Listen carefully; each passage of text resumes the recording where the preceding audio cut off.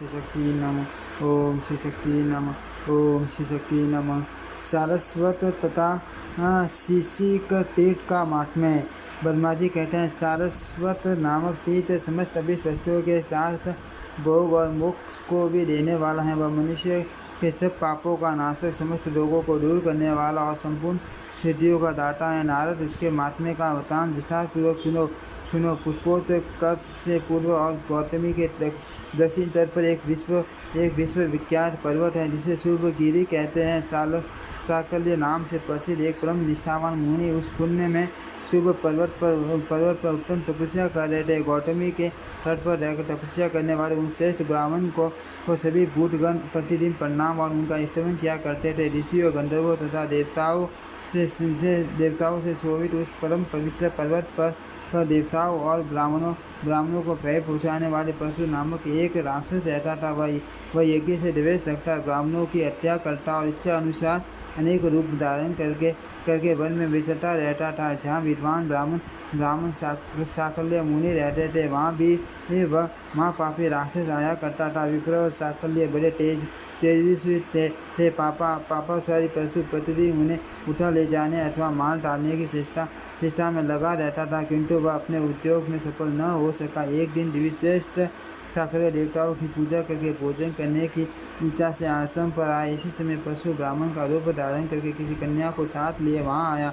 उसका शरीर शिथिल हो गया था, इसके बाल पक गए थे और वह अत्यंत दुर्बल दिखाई देता था। उसने साकल्य से कहा, ब्राह्मण, आप मुझे और इस कन्या को भोजनातिथि जानिए। मानद हम लोग आतिथ्य के समय आए हैं। आप करते हो गए। इस संसार में वही धन्य हैं जिनके घर से अतिथि अपनी अभिलाषा को पूर्ण करके निकलते हैं। जो अतिथि सत्कार नहीं करते वे जीते हुए भी मर्द के समान है। जो भोजन के लिए बैठकर भी अपने लिए बने हुए अन्न को अतिथि के लिए देता है, उसने मानव पृथ्वी का दान कर लिया। ये सुनकर शाल्किनी ने कहा, मैं आपको भोजन देता हूँ। यो कहकर उन्होंने उसे आसन पर बिठाया और विधिवत पूजा करके भोजन परोसा। पशु ने हाथ में आचमन के लिए जल लेकर कहा, दूसरे थके मारे आए हुए अतिथि के पीछे देवता भी आते हैं। जब अतिथि तप्त होता है तब वे भी तप्त हो जाते हैं। यदि अतिथि की तृप्ति न हुई तो वे भी अतृप्त रह जाते हैं। अतिथि और निंदक ये दोनों विश्व के बंधु हैं। निंदक तो पाप हार लेता है और अतिथि स्वर्ग की सीढ़ी बन जाता है। जो मार्ग से थक कर आए हुए अतिथि को अवहेलना पूर्वक देखता है, उसके धर्म, यश और लक्ष्मी का तत्काल नाश हो जाता है। इसीलिए मैं थका मारा अभ्यागत आपसे कुछ याचना करता हूँ। आप मुझे अभिष्ट वस्तु देंगे तभी भोजन करूँगा, अन्यथा नहीं। साकल्य ने कहा, उसे दिया हुआ ही समझो, आप निश्चित होकर भोजन करो। तब राक्षसों में श्रेष्ठ पशु ने कहा, मुने, मैं पके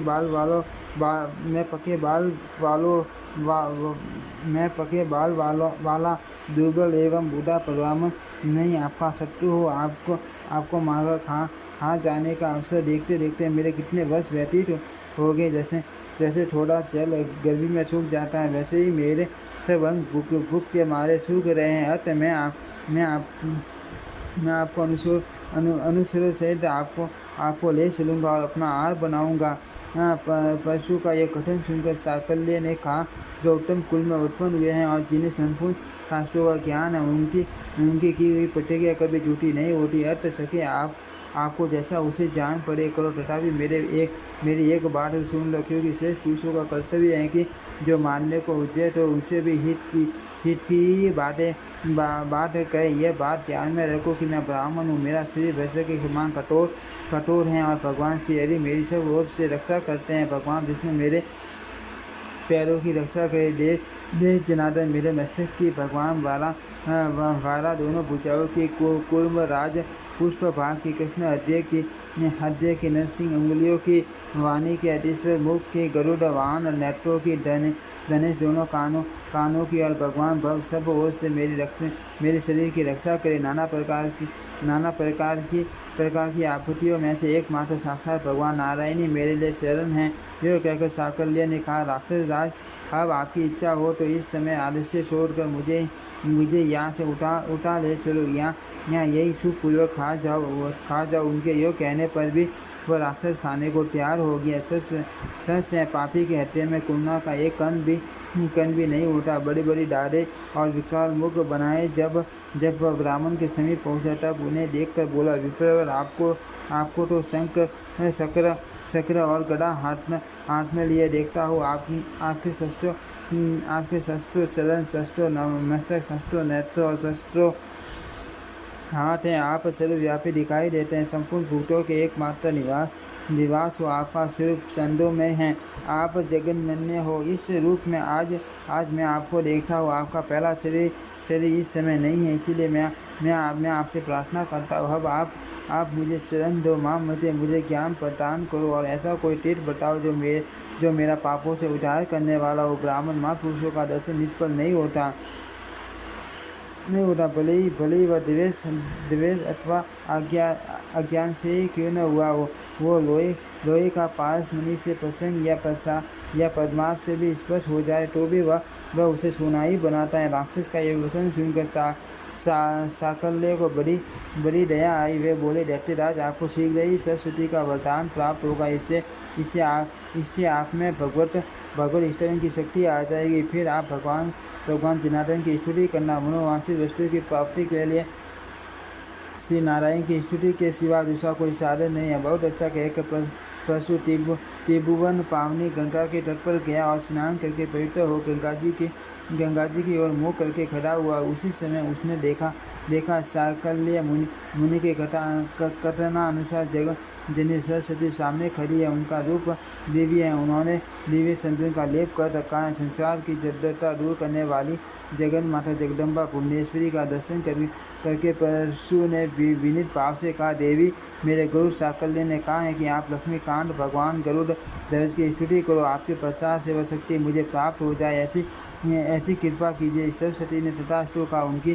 कृपा से शक्ति पाकर परशु ने भगवान जनार्दन की पार्टी के वचनों द्वारा स्तुति की। इससे भगवान श्री हरि बहुत संतुष्ट हुए।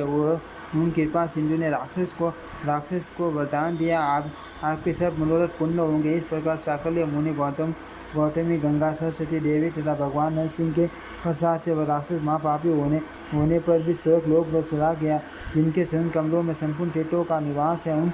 उन सागर धनुषधारी भगवान विष्णु की कृपा का ही यह फल है। तब से वह तीर्थ सारस्वत नाम से विख्यात हुआ। यहाँ स्नान और दान करने से मनुष्य श्री विष्णु लोक में प्रतिष्ठित होता है। शिष्य के तीर्थ सब रोगों का नाश, सब प्रकार की चिंताओं का निवारण और मनुष्यों को सब प्रकार से शांति का दान करने वाला है। उस तीर्थ के स्वरूप का वर्णन करता हूँ। पूर्वोक्त शुभ गिरी पर जहाँ गौतमी के उत्तर तट पर भगवान केदार विराजमान है, पक्षियों का राजा शीर्षक रहता है। उसी को बेरुंद भी कहते हैं।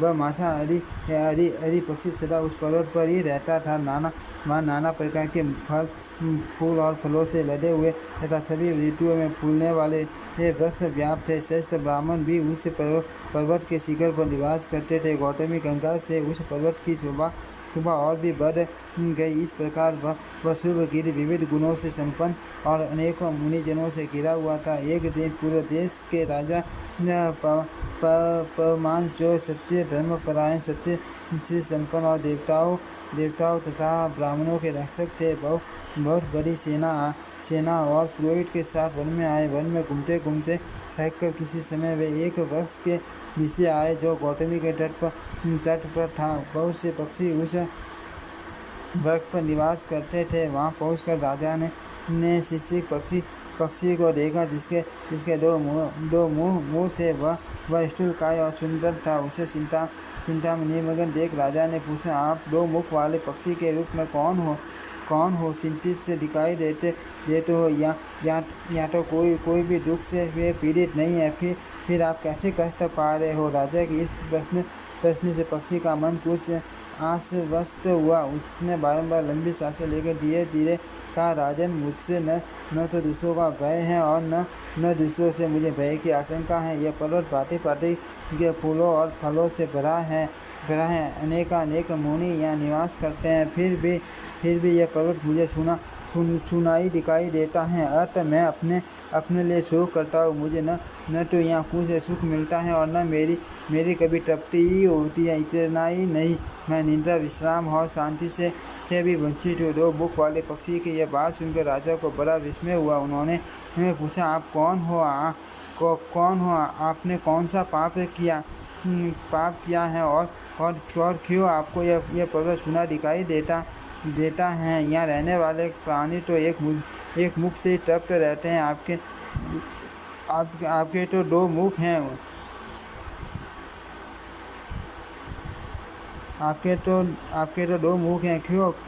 आपको क्यों नहीं तृप्ति होती? आपने इस जन्म में अथवा पूर्व जन्म में कौन सा पाप किया है? ये सब बातें मुझसे सच बताओ। मैं आपको मान भय से बचाऊंगा। शिक्षक ने पुनः लंबी सांस लेकर राजा से कहा, महाराज, मैं आपको अपने पूर्व जन्म का वृतांत सुनाता हूँ। सुनो। पूर्व जन्म में मैं वेदांगों में पारंगत श्रेष्ठ ब्राह्मण था। उत्तम कुल में मेरा जन्म हुआ था और अच्छे पंडित के रूप में मेरी प्रसिद्धि थी। किंतु मैं सबका कार्य बिगाड़ने वाला और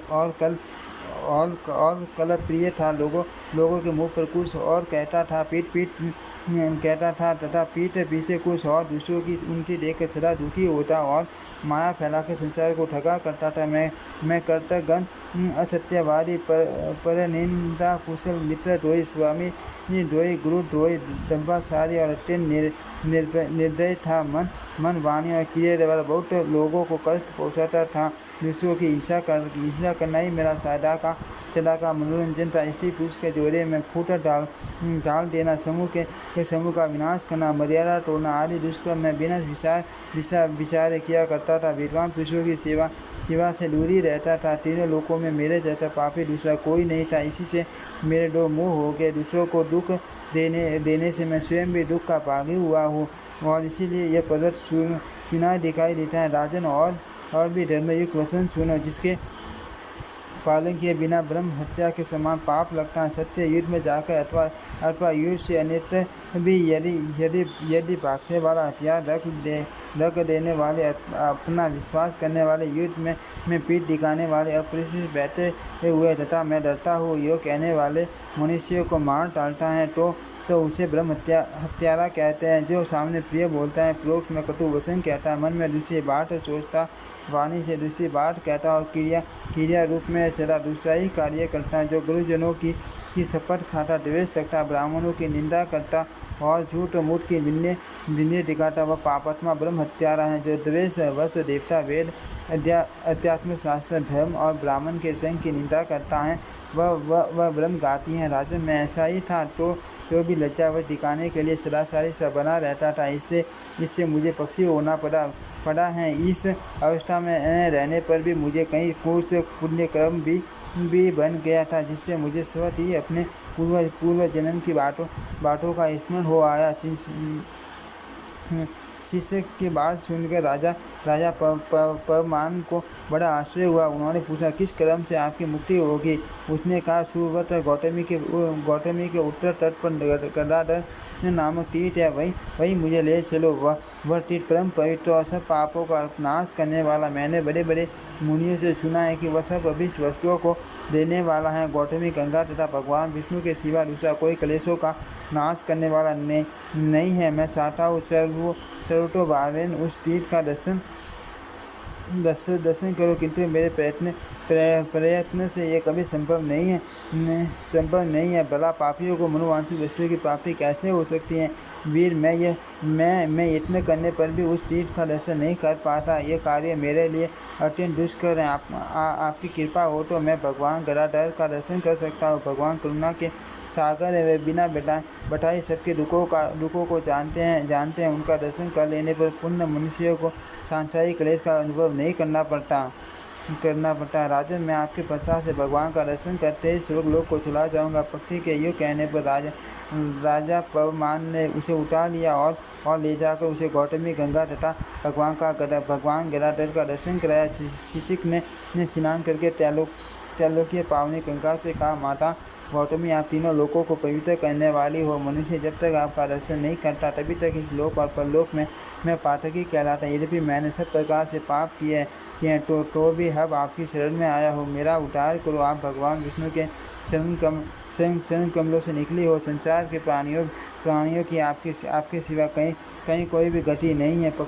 पक्षी का अंतिम करण श्रद्धा से शुद्ध हो गया तो उसने एकमात्र गंगा की शरण ली और गंगे मेरी रक्षा करो, इस प्रकार कहते हुए स्नान किया। तदनंतर भगवान गदाधर को प्रणाम करके राजा पवमान से विदा ले पर्वत निवासियों के देखते देखते वह स्वर्ग में चला गया। पवमान भी अपनी सेना के साथ अपने नगर की ओर लौट गए। तब से वेद विद्वानों ने उस तीर्थ का नाम पावमान तीर्थ, शिशिक तीर्थ और गदार तीर्थ रख दिया। उस तीर्थ में किया हुआ पुण्यक्रम कोटि गुना हो जाता है। ओम श्री शक्ति नमः। ओम श्री शक्ति नमः। ओम श्री शक्ति नमः।